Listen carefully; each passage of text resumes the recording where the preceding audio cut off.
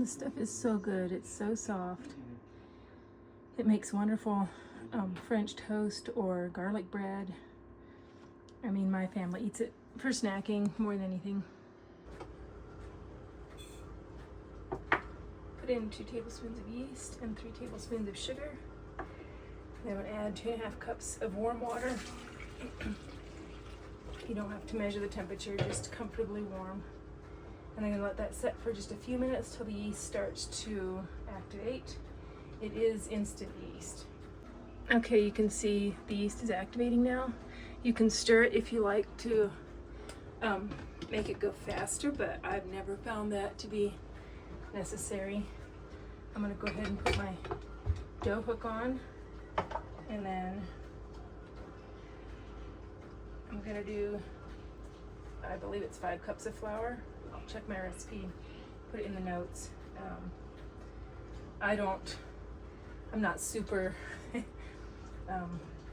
precise about it. I just scoop it out. 3, 4. I'll do 4 for now, and then I'm going to add my 1/3 cup of olive oil, and then I believe it's a tablespoon of salt. Sometimes I forget what I'm doing when I'm cooking. Forget the amounts, and just mix it on low.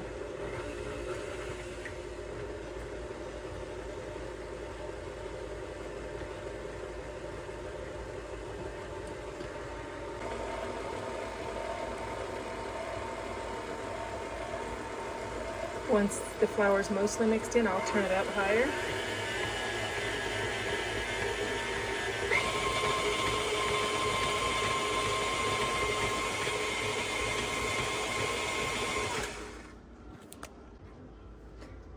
And now that that's mixed in, I'll go ahead and add another cup of flour.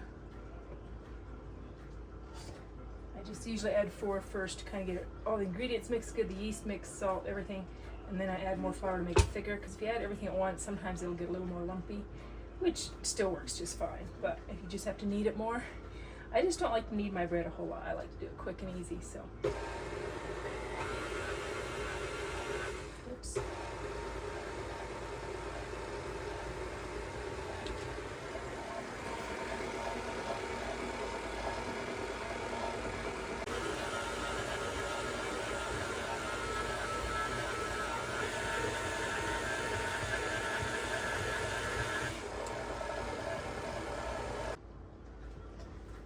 Add another 1/2 cup. Sometimes you have to adjust the flour depending on where you live, you know, how much humidity is in the air.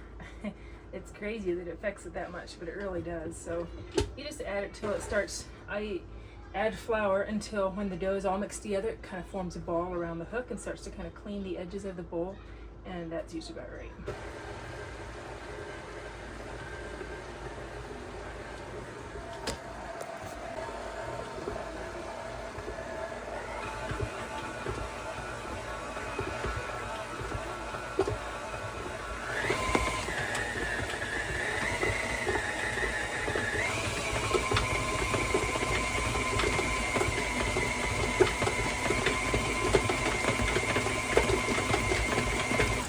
You can see the edges of the bowl are kind of getting clean. It's still a little bit sticky, so I'm going to put like about 1/4 cup in there.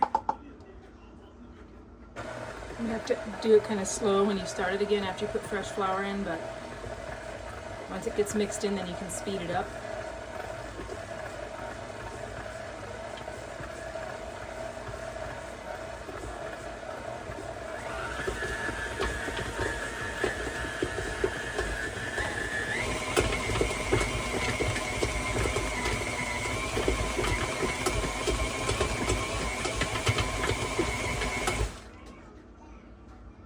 This particular recipe is almost too big for this mixer, so you'll notice the dough is crawling up over the dough hook. If it's not too bad, I usually just leave it, because by the time it does that, it's usually almost done. There's still a little bit of flour down there to mix in.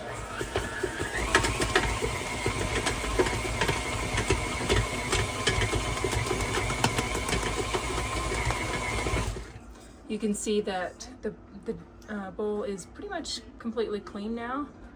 as far as not sticking, the dough is not sticking. And so I'm going to add a little bit of oil as I'm mixing it so that to coat the outside of the dough. It's just a really quick way I've found to keep it from sticking.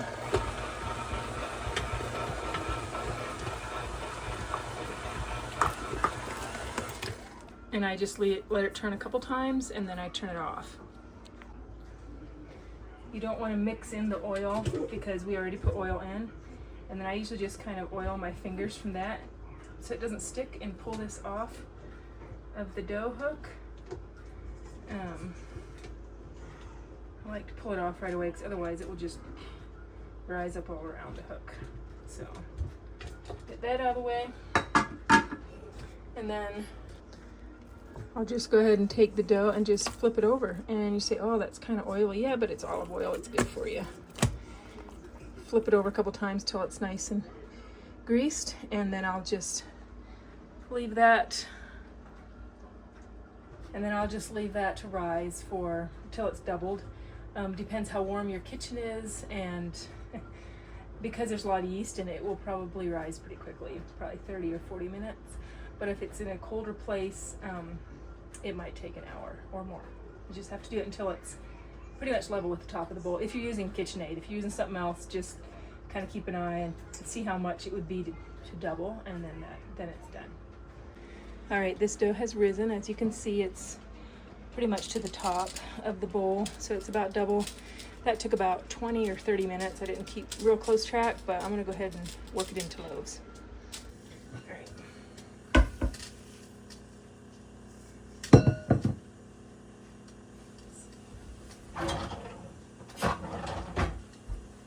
I have this nifty scraper from Pampered Chef, I believe. I think it's from Pampered Chef. Anyhow, it's really good. Works really good to divide up dough.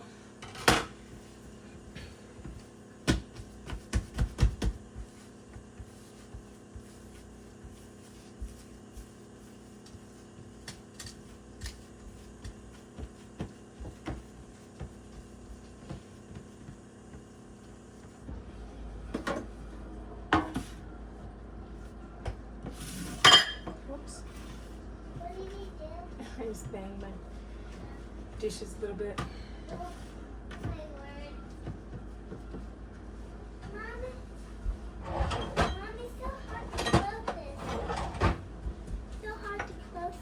You do it? No, we have to do this one.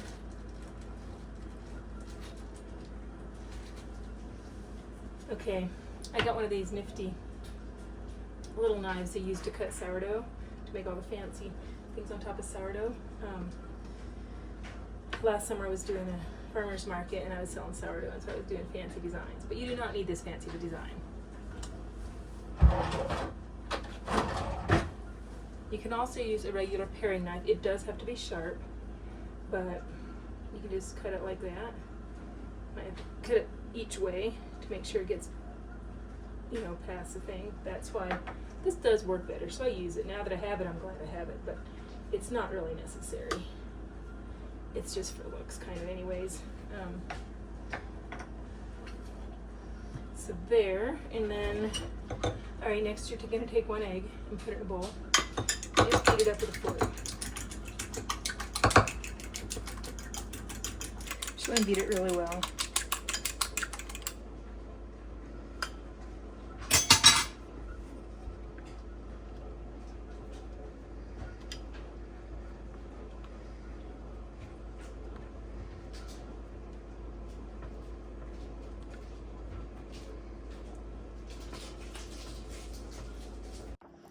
All right, our French bread has risen double, and this one looks a little goofy right there because I tucked the end in a little funny. I always get one looking goofy, and this one looks absolutely perfect. And these things are gonna explode over the pan. I know it. I need to figure out a better way to do it. I should have maybe put them in caddy corner. Anyways, we'll see how they go. We're gonna put them in the oven for about 20 minutes at 400 degrees.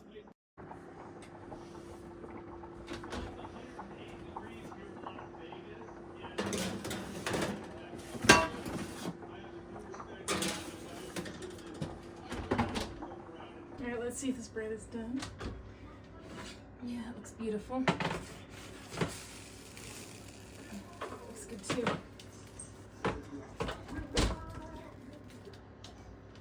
Yep. Take that off.